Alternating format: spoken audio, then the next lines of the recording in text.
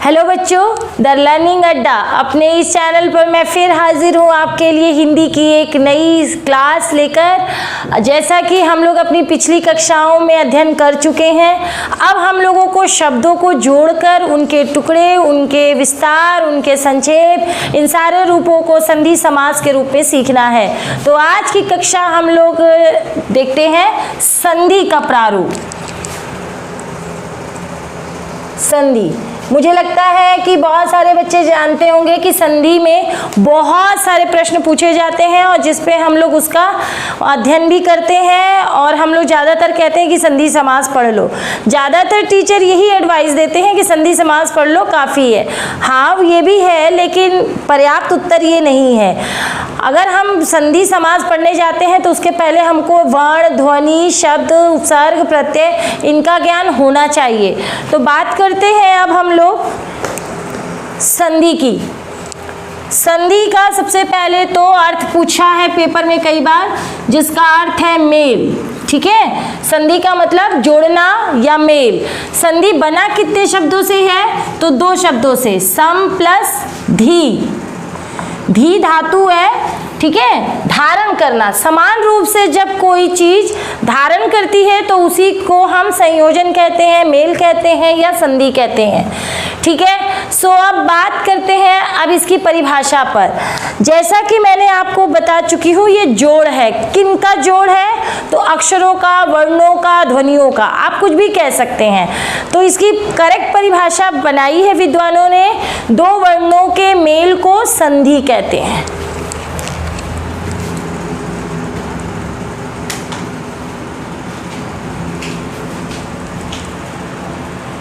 संधि क्या है आपका?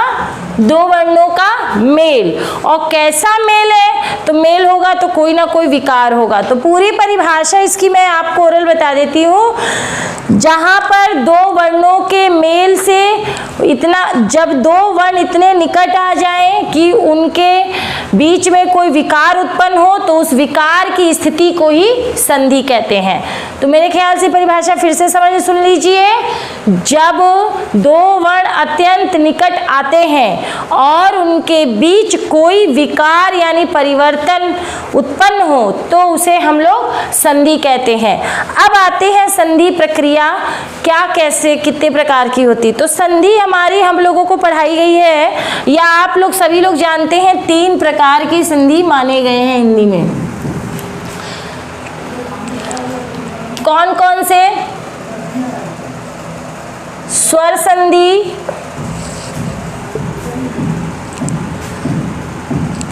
व्यंजन संधि,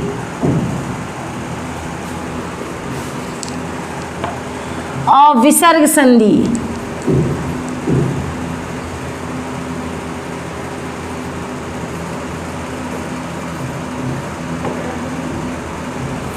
स्वर संधि, व्यंजन संधि और विसर्ग संधि।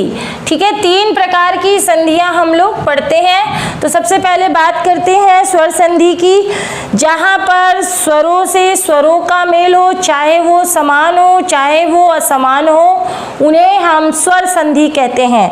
ठीक है, कहने का मतलब मैं आपको करके दिखाती हूँ। बात हम इसकी कर रहे हैं स्वर संधि की। अब यदि आप अ से ई को मिला दें, या अ से अ को मिला दें, या अ से जैसे ऊ से ऊ को मिला दें, तो जब भी अगर दो स्वर असमान है तब भी वो स्वर संधि है, दो समान है तब भी वो स्वर संधि है। तो इसकी कुल परिभाषा मिलाकर क्या बनती है कि दो समान या असमान स्वरों के मेल को संधि कहते हैं। ठीक, अब स्वर संधि के भेद भी होते हैं, क्योंकि संस्कृत में हम कुछ और पढ़ते हैं और यहाँ पे कुछ और पढ़ते हैं। तो हिंदी की बात करते हैं। हिंदी में स्वर संधि 5 प्रकार के होते हैं।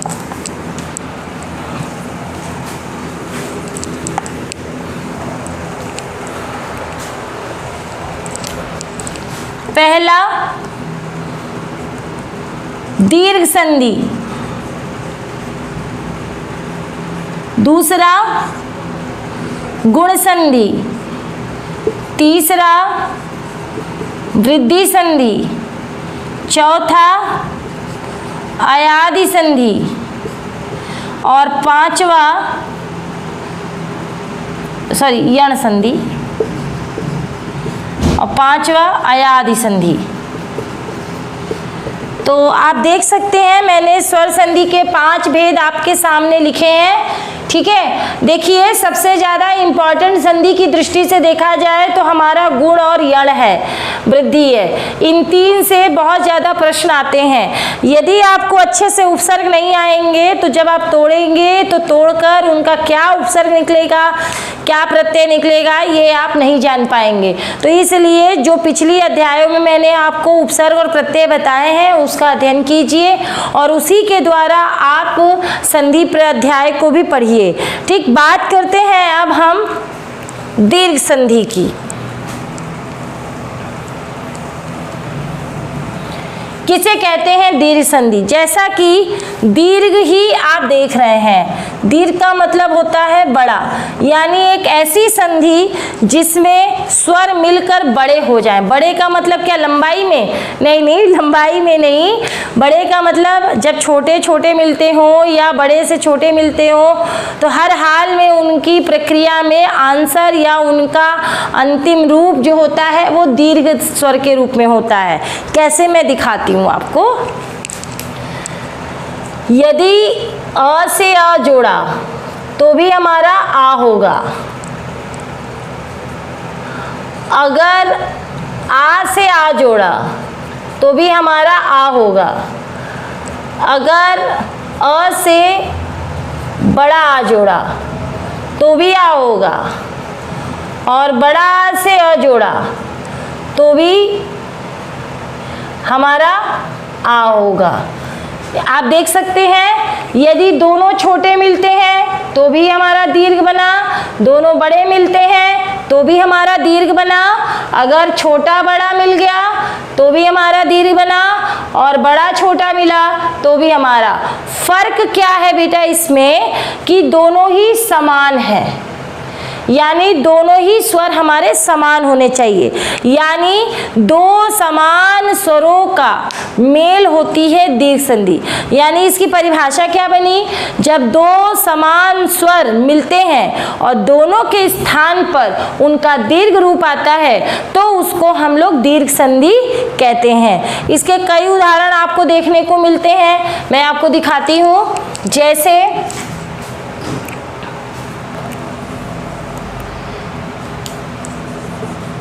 भग्नावशेष। अब आप यहां देखिए,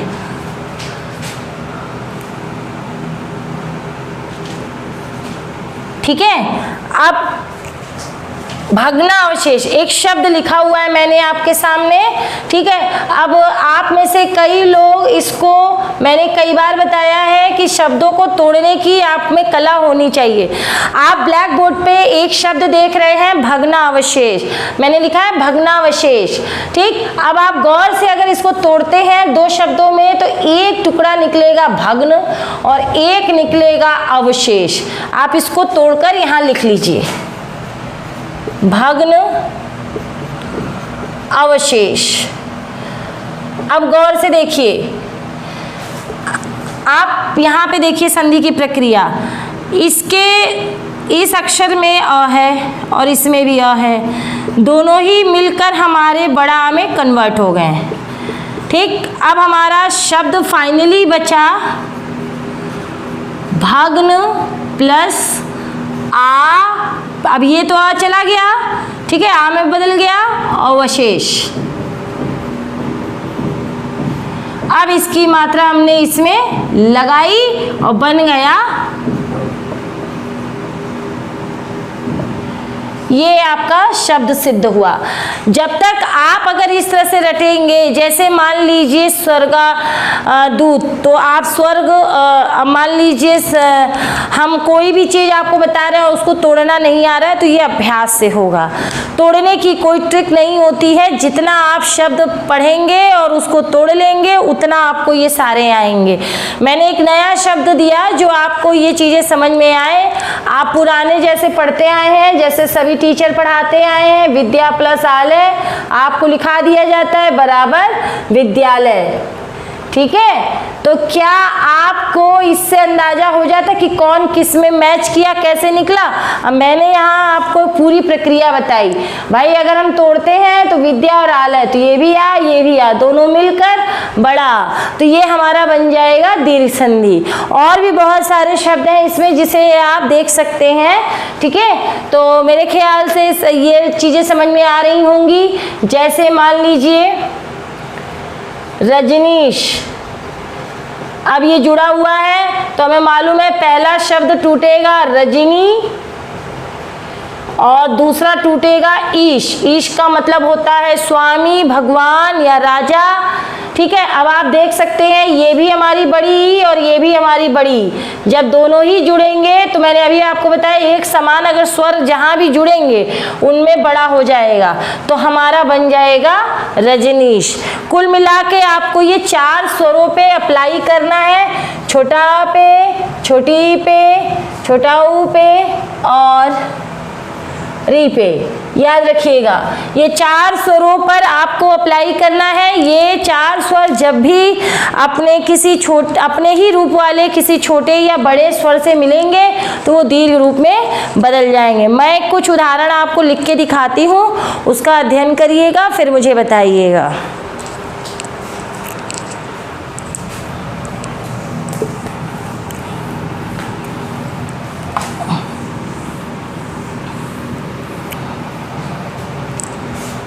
जैसे अ वाला देखिए, ठीक है, अ या आ वाला देखिए, जैसे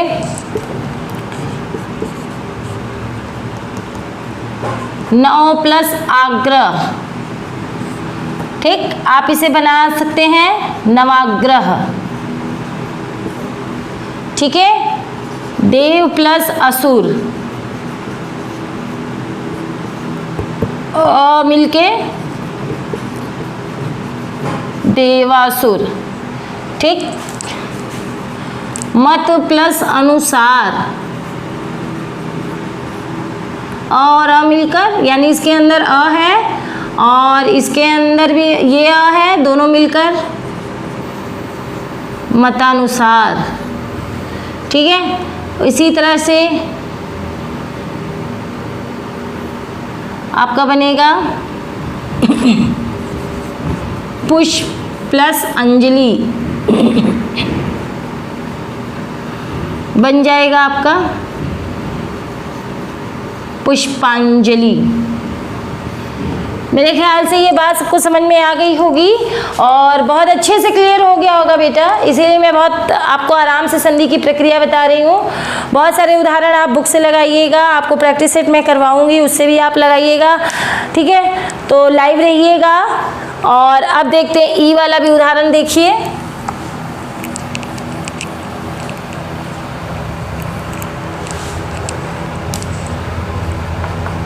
रवि प्लस इंद्र, अब इसके अंदर ये ई दिख रही है और ये ई दोनों मिलेंगी तो बड़े हो जाएंगे।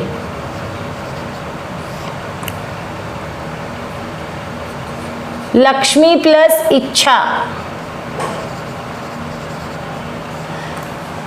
लक्ष्मी इच्छा।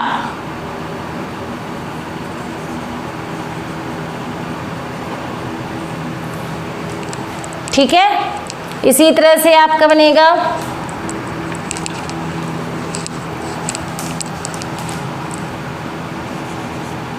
मुनि धन ईश,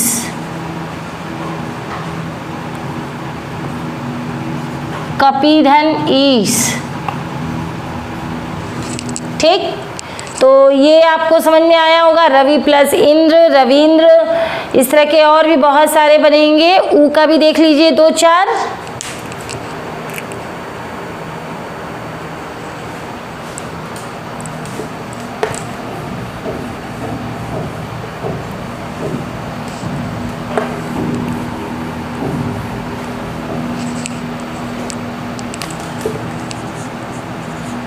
ऊ का देख लीजिए, जैसे भानु प्लस उदय।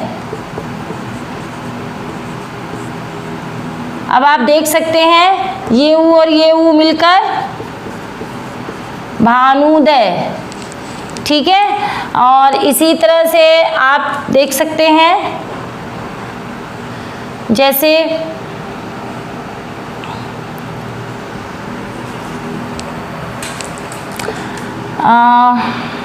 हाँ,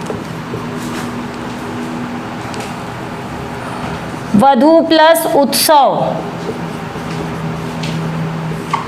ये ऊ और ये ऊ मिलकर आपके बन जाएगा वधूत्सव, ठीक है। इसी तरह से री का भी दिखाते हैं आपको।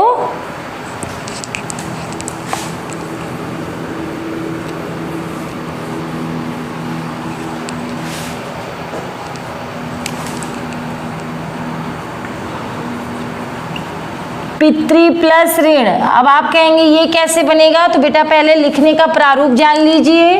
एक री होता है तो ये वाला, और एक होती दूसरी जो होती है वो बड़ी री ऐसी होती है। तो जब हम लिखते हैं तो ये री और ये री मिलकर इस तरह से बन जाते हैं पितृण। इस तरह से भी लिख सकते हैं और इस तरह से भी लिख सकते हैं। तो मेरे ख्याल से आपको ये दीर्घ संधि बहुत अच्छे से समझ में आई होगी। आप और भी बहुत सारे इसको लगाइएगा। देखिए आपको पिछले वीडियोस में आप लोग ने कमेंट केवल नमस्ते तक मत रखिए। ये मैं आपसे बात कर रही हूँ क्योंकि मैं अपने बच्चों से जुड़कर बात करती हूँ, ठीक है। तो आप लोग नमस्ते तो वो एक अलग चीज़ है। चलिए अभिवादन आप कर रहे हैं, अच्छी बात है, शिष्टाचार है भाई। बच्चों में, हमारे बच्चों में अगर ये शिष्टाचार बना रहे तो कल को वो अच्छे टीचर, अच्छे एक कर्मचारी, एक अधिकारी बहुत अच्छे लेवल पे बनेंगे। लेकिन आप अपने कमेंट्स में मुझे आपको क्या समझ में आया, आपको कहाँ दिक्कतें लग रही हैं, आपको कहाँ चीज़ें नई कुछ पूछनी है, तो ये ज़रूर लिखकर कमेंट्स में भेजिए। और इस चैनल पे आप जुड़े रहिए, क्योंकि जो भी आपको अगर पेड कोर्स ज्वाइन करना हो या मान लीजिए कोई भी जानकारी इंफॉर्मेशन चाहिए तो आपको इसी द लर्निंग अड्डा पे ही आप इस चैनल पे जुड़ सकते हैं हमसे, ठीक है। तो हम बात करते हैं अब आगे संधि की।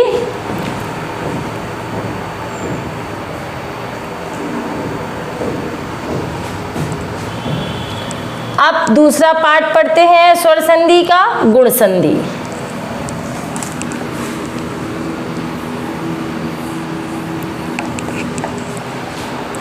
ठीक है, गुण संधि बात करते हैं। अच्छा, गुण किसको कहते हैं, तो देखिए जब भी हम दो अलग अलग वस्तुओं को मिलाते हैं तो उसमें नई चीज कुछ ना कुछ उत्पन्न होती है, दिखाई देती है, तो उसी को हम लोग गुण कहते हैं। यानी क्वालिटी उसमें कुछ, जैसे अगर आप मान लीजिए पानी और दूध को ज़्यादा मिलाते हैं, ठीक है, तो आप देखते हैं कि दूध अपना जो सफ़ेदपन है बिल्कुल पतला हो जाता है और दूध अपना उसका कलर भी थोड़ा सा डल जैसा लगने लगता है। ठीक उसी तरह से दो अलग अलग चीज़ें जब मिलती हैं तो उनमें कुछ ना कुछ बदलाव होते हैं। और इसके अंतर्गत हमारा अ से ई का, ऊ का, री का मेल होता है, जो कि क्रम से आपके ए, ओ और अर में बदल जाते हैं। तो मैं आपको दिखाती हूँ गुण संधि।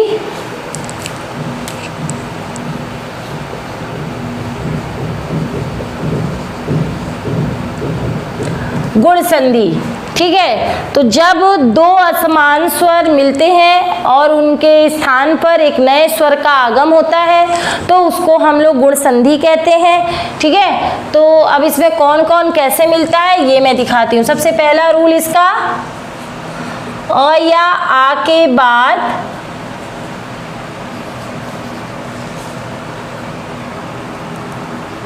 ई या ई आए तो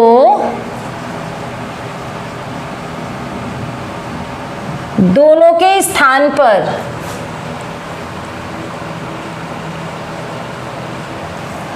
हमारा क्या हो जाएगा, मतलब इसके स्थान पर और इसके स्थान पर ए हो जाएगा, दोनों के स्थान पर ए। मैं करके दिखाती हूं आपको। देखिए जैसे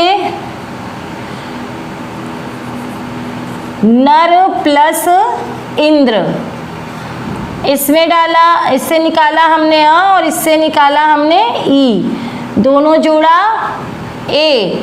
अब हमारा फाइनली बचता है नर प्लस ए प्लस नद्र, इसकी मात्रा इसमें डाली और बन गया नरेंद्र, ठीक है। आपको ये प्रोसेस मैंने करने के लिए बताया, बाकी उदाहरण आप बहुत सारे ऐसे कर सकते हैं। जैसे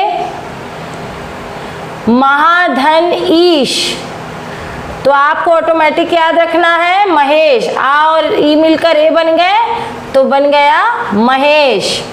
ठीक, राज प्लस ईश, कमल प्लस इंद्र। तो आपने देखा कि आपका ये किस तरह से गुण संधि क्लियर हो रहा है। ठीक है, दूसरा इसका एक उदाहरण दिखाती हूँ। दूसरा रूल यहाँ पे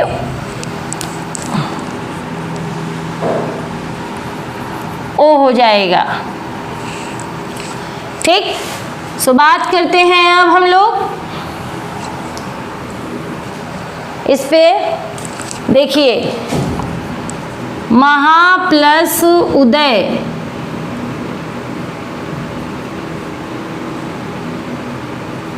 आप जानते हैं क्या लिखा है, अ या आ के बाद ऊ आए तो दोनों के स्थान पे ओ हो जाएगा। तो ये हमारा आ निकला, ये हमारा ऊ निकला, दोनों जोड़ा तो ओ बन गया। और अब हमारे पास फाइनली बचा मह प्लस ओ प्लस द। ये हलंत कहते हैं इसको, जब कोई स्वर किसी अक्षर के अंदर से निकल जाता है तो नीचे लगाते हैं, आधा को दर्शाता है। अब इसकी मात्रा इसमें डालें महोदय। तो ये बात समझ में आई होगी सभी को, क्लियर।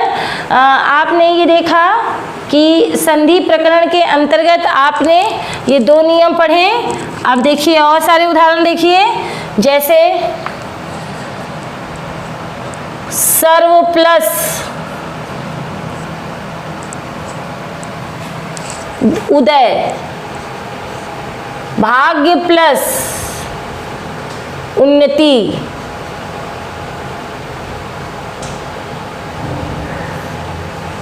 ठीक है। इसी तरह से आप बना सकते हैं समुद्र प्लस उर्मी, ठीक है। तो ये आपको समझ में आ गया होगा। अब इसका तीसरा रूल देखते हैं हम लोग।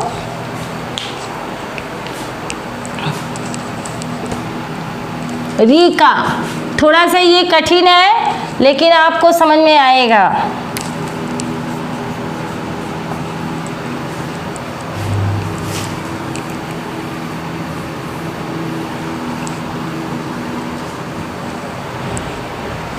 देखिए, अ या आ के बाद री आए तो दोनों के स्थान पर अर हो जाएगा, यानी ये भी हट जाएगा ये भी और अर हो जाएगा। जैसे एक प्रश्न आया था आपका शीतर्तु, अब इसे इस तरह से अगर तोड़ेंगे तो ये रटा हुआ है और कई बार इसके नए नए शब्द आप बना नहीं सकते हैं। तो मैं यहाँ करके दिखाती हूँ कंप्लीट आपको। शीत प्लस ऋतु, इससे निकाला री, दोनों जोड़ा अर बना। अब हमारे पास बचा शीत प्लस अर प्लस तू, इसकी मात्रा इसमें डाली, रेफ की मात्रा उस पर चढ़ गई और बन गया शीतर्तु, ठीक है। तो मेरे ख्याल से ये दो संधियां आपको समझ में आई होंगी। और भी कई उदाहरण दे देती हूँ, आप बना लीजिएगा, ठीक है। तो आपको बहुत सारी चीज़ें यहाँ पे सीखने को मिलेगी। चैनल को लाइक ज़रूर करिए, सब्सक्राइब कीजिए और शेयर करिए। अगर आपको लगता है कि इसके द्वारा और भी कई बच्चों को जोड़कर भला हो सकता है तो ये काम करिए, ठीक है। अब बात करते हैं वृद्धि संधि की।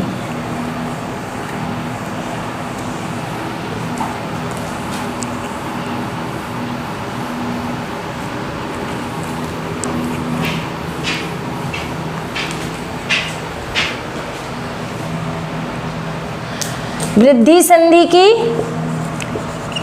आपने दो पढ़ ली हैं, ठीक है। दो आपने स्वर संधि के भेद पढ़ लिए।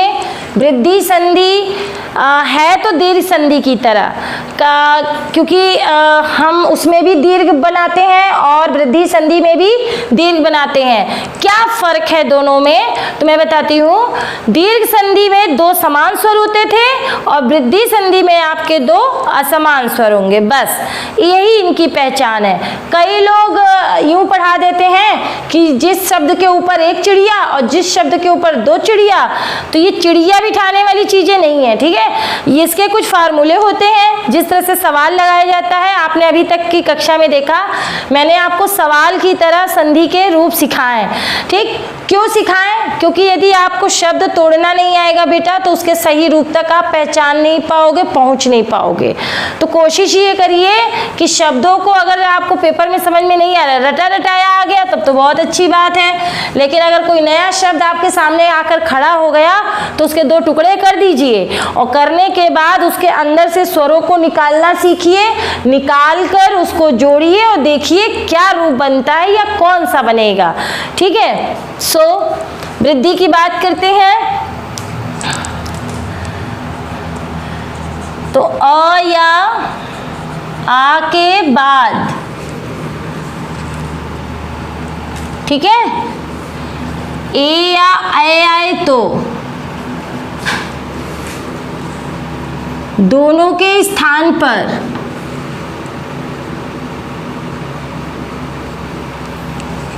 ठीक, स्थान पर यानी इसके स्थान पर और इसके स्थान पर उसका दीर्घ रूप हो जाएगा। क्या हो जाएगा? अय हो जाएगा, ए नहीं होगा, क्या हो जाएगा? अय। मैं करके दिखाती हूँ। हमने लिया सदैव, तो कैसे बना? तो पहले तोड़ेंगे। अब इसमें से सद कोई शब्द नहीं होता, सदा होता है और ए होता है। आप देखिए, इससे हमने आ निकाला, इससे हमने ए निकाला, दोनों जोड़ा आय बन गया हमारा, ठीक है। अब हमारे पास बचा सद प्लस अय प्लस व, इसकी मात्रा इसमें, और बन गया सदैव। आप देख सकते हैं और भी बहुत सारे उदाहरण हैं, जैसे मत प्लस मतैक्य, एकैक, ठीक है। कुल मिला के आपको ये बात समझ में आ गई होगी। अब आते हैं हम लोग इसके अंतिम रूल पर, ओ या ओ वाला।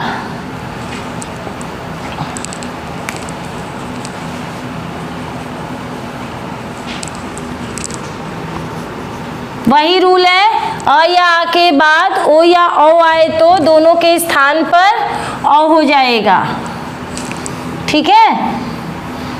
तो देखिए मैं दिखाती हूँ, महाधन ओज, अब इससे निकाला आ, इससे निकाला ओ, दोनों जोड़ा औ।